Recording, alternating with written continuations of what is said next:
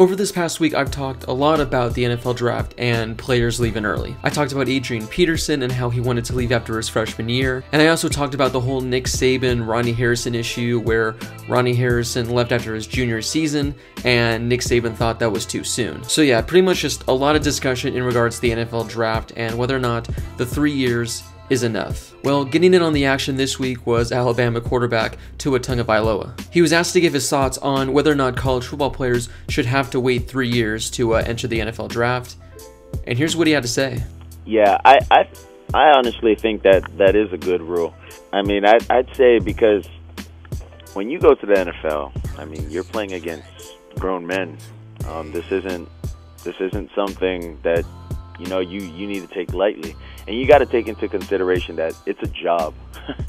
It's a job when you go to the NFL, and just being able to stay, in college for another year for me, I mean, being able to hear all these people, these speakers come and talk to us, how to be accountable for your money, how to be, accountable in things you do. You learn so many lessons before you even reach that stage to where, when things do happen, I mean, you've heard it from other guys. You have contacts to go to, and just little things like that. So when you come out of high school and you only play a year in college, I mean, how fast it's going to be is going to be ridiculous.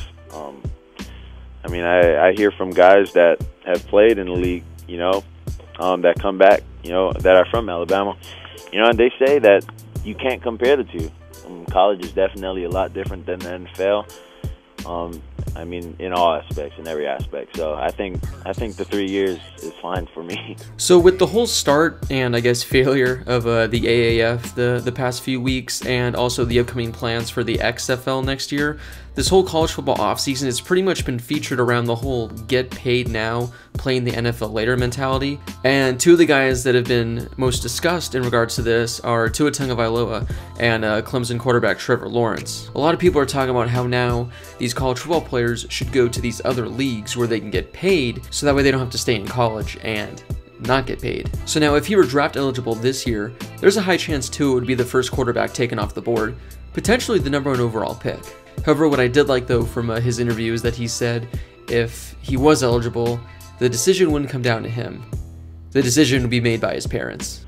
I'd probably have to sit down and talk with my parents, see what the best decision would be for me to do. And if they would want me to go, then I would do everything possible to prepare for it.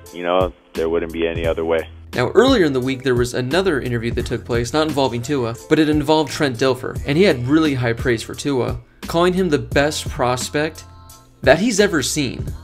Like, the best prospect he's ever seen. This year's draft class and quarterbacks, last year's, put them all together.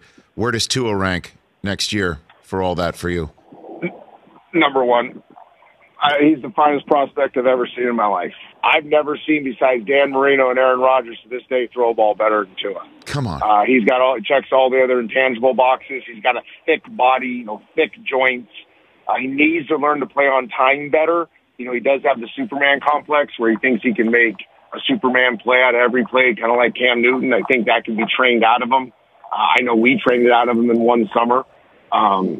But if I was an NFL GM or if I was a head coach in the NFL, I'd be begging on my knees for my management to draft Tua or find a way to draft him. I can't say enough things about. He's a one percenter. So yeah, there's clearly a good amount of hype surrounding Tua right now. I mean, he's only started, 15, 16 total games in his career, and he's essentially almost done it all. I mean, he's won a national championship, he finished Heisman runner-up, he was in another national championship, he's proven that he's one of the best college quarterbacks out there.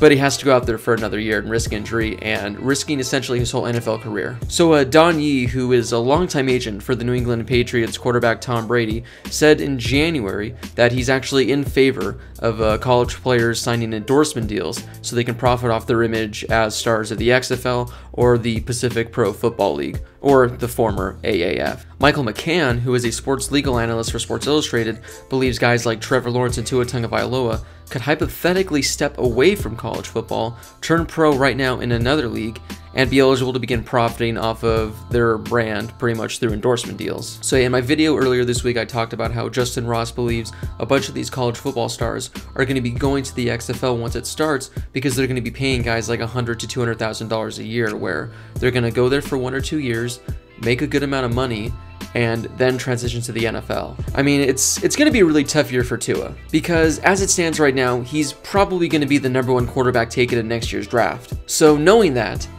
he needs to be extra careful this year so he can protect his draft stock. I mean, hopefully everything goes right for him this year and he heads into next offseason fully healthy and ready to go for the draft. So I know I've asked this question a lot recently, but I'm going to ask it again if you guys are new. Do you think college football needs to change their rules? Do you guys think that they need to make it 2 years removed from high school where you can enter the draft, or do you think keeping it at 3 is the right amount? I'm completely fine with 3. I think that's perfect, but in some of these cases, for some of these players, they definitely need 2 years. Maybe even 1. But yeah, those are just my thoughts, so let me know your thoughts below. Also, make sure to give this video a thumbs up if you enjoyed it, and if you haven't already, make sure you hit that subscribe button. I post lots of college football content here, so if you're a college football fan, this is definitely the channel for you. As always, thank you guys so much for watching, and I will see you guys in my next video.